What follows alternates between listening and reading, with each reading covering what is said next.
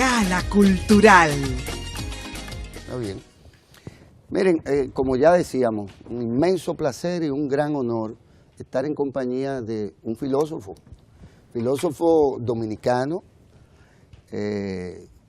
con publicaciones hechas en esta su área principal del conocimiento, que no la única, dedicado durante casi 2 décadas a la celebración del principal evento cultural del país, la Feria del Libro Santo Domingo, Feria Internacional del Libro Santo Domingo de distintos años.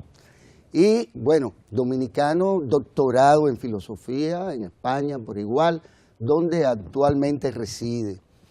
Fundador de este espacio junto a Yanela Hernández y a Laura Guzmán, de este espacio Cita Cultural. Sí. Y por lo tanto les recibimos en su casa, que no la natal, que queda en Gaspar Hernández, no. Y es muy lejos, pero aquí en este Canal 4 RD que se pone a sus pies. Bueno, encantada, don Alejandro. Muchísimas gracias. Me he sentido, como de costumbre, se siente el dominicano que reside fuera de nuestro país, acogido, bien recibido, cálidamente, como abrazado. O sea, me siento muy bien. Gracias, don Alejandro. Y ni qué decir en Cita Cultural, sí, por Dios. Sí, gracias. Don Alejandro, hay que retirarse de la isla, hay que salir del territorio insular para poder ver y descubrir en un autor y en un pensador como Andrés López de Medrano, que es el objeto de su más reciente estudio. Se puso dentro de la feria, ¿no? Sobre el criollismo, la dominicanidad y el hispanismo. Hay que distanciarse también en el tiempo. Estamos hablando de la España boba, estamos hablando de 1800, digamos, en el que todavía los perfiles propios de la dominicanidad están un tanto como difuminados con el criollismo y con ese nacer de las Américas, de las repúblicas americanas, de los pueblos latinoamericanos. ¿Qué tanto necesitó usted irse para España para traernos un texto de tanta relevancia y también de tanta actualidad por aquello de cómo se ha ido fraguando la dominicanidad? Bueno, un poco de distancia siempre ayuda, sí, cuando se trata de pensar o de mirar. O sea, por ejemplo, un cuadro, una escultura, admite varias miradas, transversales, de cerca, de lejos, pero la verdad es que en el caso de los dominicanos, como usted bien sabe, el tema de la dominicanidad, el tema del criollismo, el tema de qué somos, de dónde estamos y hacia dónde vamos, digamos que es una constante, Y este libro surge justamente a propósito de un congreso que se celebró aquí en el 2014, que convocó la Asociación Dominicana de Filósofos, el Ministerio de Cultura, en términos específicos también la Feria Internacional del Libro, la Sociedad Asturiana de Filosofía, y entonces, bueno, a mí me invitaron como ponente y bueno, de esa ponencia salió ese libro. Salió el libro. Pero a la luz de la filosofía contemporánea, ¿qué podemos rescatar de este filósofo? Bueno, es que una de las características de la filosofía que la acerca más a la poesía y al arte es que la filosofía trata como con temas eternos.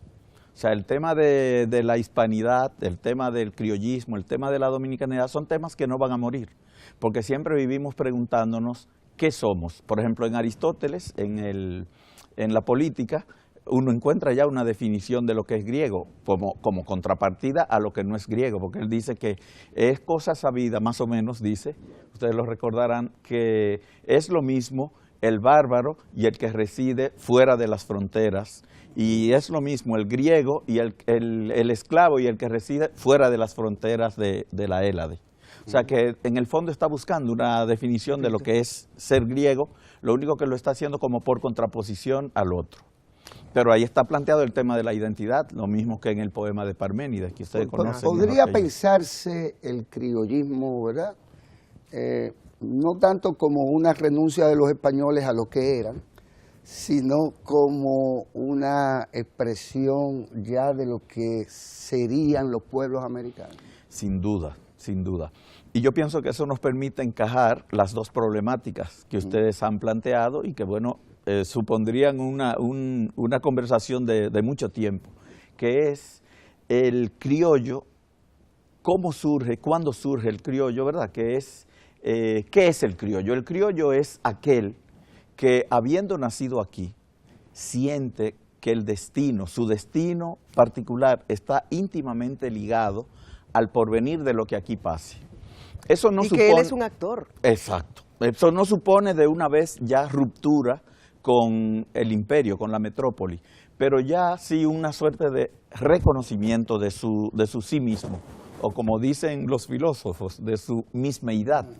O sea, él, por ejemplo, en el caso de López de Medrano, él publica su libro fundamental en 1814. Entonces, si uno recuerda, Duarte nació en 1813, o sea, un año antes. Y en ese libro de él, que se titula Lógica, elementos de filosofía para uso de la juventud dominicana, ya aparece la palabra dominicano, cuando todavía no había acontecido la independencia efímera y cuando todavía estábamos a muchos años de la independencia de 1844. O sea, entonces eso permite como suponer que ya había aquí un conjunto de personas que se sentían de aquí. No es la primera vez que se utiliza la palabra dominicano. Ya en la novena La Virgen de la Altagracia, que es de 1795, se utiliza ya la palabra dominicano.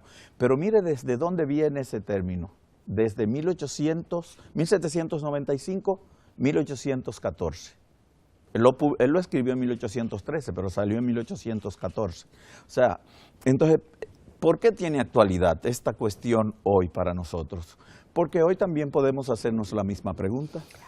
¿Quiénes son los criollos de hoy? O sea, ¿quiénes son los que, habiendo nacido aquí o no habiendo nacido aquí, por ejemplo, de padres dominicanos en el extranjero, quiénes son los que sienten, en términos personales, que su destino individual está estrechamente relacionado con el porvenir de esta tierra, de esta gente, de nuestras costumbres, de nuestra cultura en sentido general? Entonces es un tema de actualidad, totalmente, como usted ha planteado. Y sobre todo, don Alejandro, que en estos últimas décadas, con el tema de la República de Haití y la República Dominicana, hay muchas opiniones y hay muchas corrientes filosóficas que también lo ven de diferente manera. Así es. Hoy asistimos a corrientes filosóficas y de pensamiento que hablan de que las fronteras no existen, de que todos somos un gran grupo humano que comparte la tierra y que las fronteras no existen, más allá de las individualidades y especificidades que tienen los pueblos con relación a la cultura y a su pensamiento, ¿no? Formidable. Entonces yo creo que esto es un aporte maravilloso para que nos adentremos en ese tema, ¿no? Y que ha sido tan manipulado también. Y es cierto, las fronteras no existen, pero no existen, por ejemplo, para las comunicaciones, no hay frontera, internet, etcétera, no existen para los capitales, porque desde un escritorio y un teclado se pueden mover recursos y crear crisis artificiales en determinados países, pero para las personas, que es la clave, que sigue siendo el referente por excelencia de las naciones y del planeta, para las personas sí hay fronteras. Claro que sí. Aunque nos duela, sí hay fronteras. No, o sea, no nos duele. E incluso entre el tema es de la convivencia. ¿Verdad que sí? A la luz de la Revolución Francesa, Ajá. 1789, ¿no? Exactamente, se replantea todo el pensamiento occidental. Claro. Y precisamente la Revolución Francesa tiene muchísimo que ver con la demarcación de fronteras, porque Francia comienza a existir como Francia a partir de entonces, porque Francia era un reino. Exactamente. Donde había muchos señores feudales y con que colonias. tenían su propia demarcación. De alguna manera que ha quedado en nuestra historia dilucidado, si se quiere, un punto de partida para el criollo, que son las devastaciones de Osorio, porque fueron los primeros que pelearon los intereses ya creados y fueron despojados de sus propiedades y trasladados arbitrariamente y demás. Y eso trajo un gran atraso posterior que no se sale de él sino hasta ya el 1800. Ahora, para la filosofía de este filósofo y de otros pensadores también criollos, todo queda marcado filosóficamente por el positivismo. ¿En qué medida este señor Medrano, ya como pensador, está también marcado y queda marcado este criollismo americano por esa ya corriente predominante hasta finales del propio siglo XIX? Digamos. Claro, claro, porque aquí vamos a decir que la cumbre del pensamiento positivista nuestro va a ser Eugenio María de Hostos, que a propósito de fronteras y de nacionalidades, aunque él era puertorriqueño, se sintió muy dominicano siempre, claro. E incluso pidió que sus restos reposaran aquí hasta que Puerto Rico logre su independencia. En el caso de López de Medrano, él no es propiamente un positivista, pero tiene, vamos a decir, que un filón de su pensamiento que encaja perfectamente en el positivismo, que es el sensualismo. O sea, para él la clave de todo conocimiento está en las sensaciones. O sea, lo que uno ve, lo que uno siente, lo que uno percibe. Y también, por el mismo título de la obra, ya se anuncia, se puede percibir que él entendía la filosofía como algo que debía servir para algo, como para una finalidad, para algo concreto, que tiene mucho que ver con el pragmatismo. El pragmatismo, o sea, que la filosofía no es un asunto de teorizar nada más, sino que la filosofía, como pasó con los enciclopedistas en la Revolución Francesa, debe servir a asuntos prácticos, a la praxis y en este caso al cambio social, en el caso de los enciclopedistas franceses. En ese caso es un precursor. Sin duda, sin duda. Ahora, dice William James en su obra ¿Qué es el pragmatismo? Que justamente él no elabora un sistema nuevo, sino que él lo que hace es como tomar de distintos autores y pensadores y distintas fuentes ideas, y que en ese libro, un pequeño libro donde él plantea la doctrina, se van a encontrar con muchas, no solo ideas, sino conceptos incluso tomados de otros pensadores. O sea que, y yo pienso que la filosofía es un poco eso también. En filosofía se debaten siempre los mismos temas, siempre se está hablando de la verdad, de la belleza, del amor, de la realidad, de lo trascendente, de los dioses, etcétera, desde los presocráticos hasta el presente. Entonces, bueno, la filosofía, en ese sentido, como sugería, se parece mucho a la poesía, porque los temas de la poesía son los mismos. A veces la preocupación del hombre por sus ansiedades, sus angustias. Pero en el pensamiento filosófico en general hay una categoría que es la de el paradigma. Sí. Y el paradigma, de alguna manera, puede voltear la torta totalmente. Sí. Y aunque sean los mismos temas, pues verlos desde arriba no es lo mismo que verlo desde abajo. Exacto. Aparte de y hablando de paradigma, la piedra filosofal. Bueno, ese fue un paradigma, claro. El paradigma de los alquimistas. De los alquimistas. Claro, porque realmente cada época pone como énfasis en determinados temas y en determinadas maneras de ver. Entonces, ese es el paradigma. Es como la burbuja. O sea, nosotros todos estamos en una burbuja, vamos a decir, de ideas, que es a través de las cuales vemos lo que pasa, vemos el mundo, incluso lo que leemos, lo vemos desde esa burbuja. ¿Y esa burbuja cómo surge? A partir de lo que llamó Althusser los aparatos ideológicos de Estado, el sistema general de ideas. Claro. El sistema general de ideas, ¿quiénes colaboran? Los marxistas hablaban de superestructura. De superestructura. Pero ¿de dónde se nutre la superestructura? De lo que uno aprende en su hogar, de lo que uno aprende en la escuela, de lo que uno aprende en la iglesia. Y si uno no lo aprende, entonces el Estado tiene sistemas represivos para hacértelo entender. Entonces hay como una suerte de esquemas básicos a partir de los cuales cada época comprende el pasado, se comprende a sí misma y mira el porvenir. Esos son los paradigmas. Yo lo oigo con tanto interés porque soy una apasionada de la filosofía, usted lo sabe. Claro. Los filósofos, ¿en qué creen? ¿Son ateos? No, definitivamente no. ¿No hay filósofos ateos? Sí, los hay. Pero hay también muchos médicos ateos, muchos biólogos ateos, muchos abogados ateos. Pero ser ateo no es una forma es una también de condición, ver la realidad. Es una manera de ver la realidad. Es una corriente también filosófica, el claro, ateísmo. Pero no son la mayoría los ateos. Pero además en filosofía. básicamente una negación. ¿Negación a qué? Es una A la negación. existencia de Negación. Dios. Es una negación. Pero, mire, ¿con quiénes comparte este personaje de la historia, este filósofo del criollismo? ¿Con quiénes comparte su propia contemporaneidad en términos de su pensamiento? Porque la utilidad de lo que él hizo tiene obviamente que ver con ese contexto social. Sin duda. E histórico, epocal, sobre el que él reflexionó. Sin duda. Bueno, él es contemporáneo de Bernardo Correa y Cidrón, de Sánchez Valverde, y de una persona que de mucho significado para nuestra historia, que es José Núñez de Cáceres. Él era profesor en la Universidad de Santo Domingo, al mismo tiempo que era rector Núñez de Cáceres, y bueno, ellos... Que era la gran personalidad. Claro, era la personalidad por excelencia, y eran amigos, participaban en tertulias juntos, y bueno, tradicionalmente se ha dicho que él fue una de las personalidades fundamentales, López de Medrano, en la independencia efímera.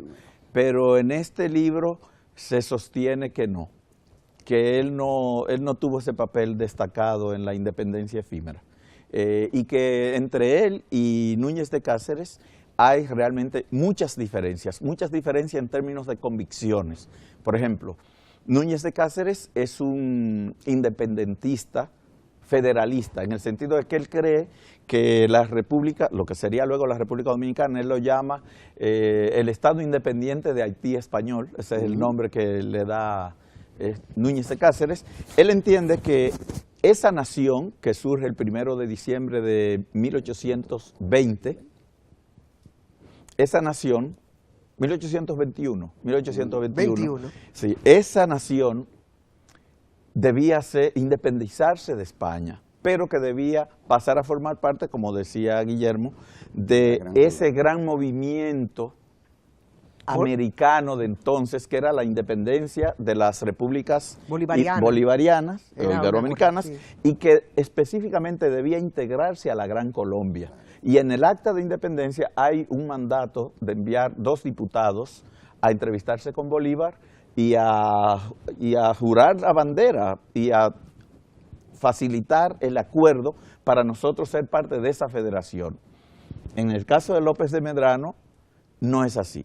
López de Medrano tiene una idea de nación tan amplia, que sin dejar de ser un criollo, es decir, una persona que ama su patria, él entiende que el Estado debía seguir siendo parte de la metrópoli española. Y finalmente ellos se separan cuando se produce la invasión de 1822. López de Medrano se va a Puerto Rico, que era una colonia española, y finalmente alrededor de septiembre de 1822 Núñez de Cáceres se va a Venezuela, exactamente. Y de Venezuela se fue a México, donde se destacó muchísimo. En México él es considerado como una gran personalidad y un gran intelectual. Usted reside en España hace ya unos 5 años, ¿no? 4. 4 sí. años, 4 años. ¿Cómo está el pensamiento filosófico contemporáneo? ¿De qué se está hablando en Europa, no de filosofía? Se lo pregunto porque oigo términos como ecocidio. El ser humano se está apartando de la naturaleza. Hay una crisis de valores, de espiritualidad. El hombre debe conectarse también, además de espiritualmente, con la madre tierra. ¿Son esas corrientes que están discutiéndose ahora mismo en los ámbitos filosóficos de Europa? Sí, sin duda. Son temas de alguna manera comunes, porque aquí también hay mucha gente haciendo reflexiones sobre los valores, sobre la relación del hombre con su entorno, etcétera. Pero en España hay un pensamiento filosófico vivo, o sea, en España se está pensando mucho, aquí también, aunque naturalmente allí hay 48 millones, aquí somos alrededor de 10 u 11, y entonces no hay tantas apuestas, no hay tantos filósofos, claro. Pero esos son más o menos los temas del presente, la ética, el futuro de la humanidad, la relación del hombre con la naturaleza, en fin. En España la filosofía es algo vivo con el que uno se encuentra al doblar de cada esquina, aunque... En cualquier tasca. Sí, así mismo. Aunque hace... Comiendo han dado un medio paso atrás porque han suprimido unas o dos materias de filosofía de las 4 que daban en el bachillerato. Pero bueno, aquí... Hay una queja, sí. Sí, hay una queja constante. Pero aquí debíamos estarnos quejando porque aquí no tenemos ni uno en el bachillerato. Y usted se imagina lo importante que sería de cara a esta reforma, esta revolución cultural que se está poniendo en marcha en el país desde el gobierno, que los jóvenes salieran con rudimentos de lógica, por ejemplo, del bachillerato, y algunos elementos de cómo pensar. O sea, que no solo saquemos muchachos, egresen muchachos con buena memoria, con muchos conocimientos, con mucha información también, claro, que son cosas distintas, sino que también fueran jóvenes que se integraran a la universidad o al mercado laboral con nociones de pensamiento crítico, lógico, de cómo pensar y cómo decidir por sí mismo. Eso es un aporte a la democracia, claro, porque la democracia no quiere tener muñecos de trapo. Se supone que el ciudadano debe ser un ente activo, que razone y que cuestione. Hemos llegado, don Alejandro, usted sabe que son implacables estos señores. ¿Cuáles señores? Un gordito que anda, que hace señas, no sé, y se está despidiendo de usted. Me andan diciendo por ahí de que usted es orteguiano ahora. ¿Será cierto eso? Bueno, siempre lo fui. Yo realmente... Usted no citó. Yo no podría decir siguen marcados los españoles, los pensadores filósofos españoles, siguen marcados por esa generación. No, ya hay mucho más después de Ortega, sí. Claro. Hay personas como Gustavo Bueno, como Eugenio Trías, Sabater, que ya van por otros rumbos sin ignorar el pasado. En el caso específico de Alejandro Arbelo, yo no creo que yo sea nada todavía. Yo lo que soy es un lector y un como pergeñador, alguien que va buscando, que quisiera salir del mundo con algunas convicciones. Pero yo, por ejemplo, si alguien me preguntara cómo yo me siento, por ejemplo, yo me siento duartiano. Yo creo en el pensamiento de Duarte, yo creo que Duarte es un pensamiento vivo. Yo creo que Juan Bosch es dueño de un pensamiento vivo también y que es un autor que nosotros debemos... Pensó su sociedad. Pensó su y sociedad y dejó nociones y apuestas distintas. Yo acabo de adquirir las obras completas, una edición bellísima, que es las segundas obras completas de don Juan Quiatiero, que ha hecho la Comisión Permanente de Efemérides Patrias, y que están regaladas en la Feria del Libro. Evidentemente, que nada de Nietzsche, ni nada de Heidegger, ni nada de James. Uno aprende siempre. Como que van derivando todos hacia la poesía. Yo no quería pero uno aprende. Hacia la poesía. Pero tenemos que mencionar a Pedro Enrique Sureña. Sí, uno aprende siempre. Y yo pienso que hay que leer a Aristóteles y aprender, y hay que leer a Ortega y aprender, y leer a James y aprender, y a Comte y a Hegel, pero uno no puede pasar por alto lo que es tu suelo, la tierra que tú pisas. Y el pensamiento que crearon tus gentes. Claro. Aquí no se puede dejar de ver a Ricardo, así es que Yanela le pida a su ilustre filósofo. Don Alejandro, usted va a estar un tiempo aquí. Sí, Debería de venir y compartir con más frecuencia. Yo estoy de acuerdo. Porque este proyecto nació gracias a Guillermo, a usted, a Laura y a todos los que de alguna manera... Siempre lo mencionamos. Ay, Ustedes gracias, deben estarle Dios mío. sonando los oídos allá en Castilla-La Mancha. Sí.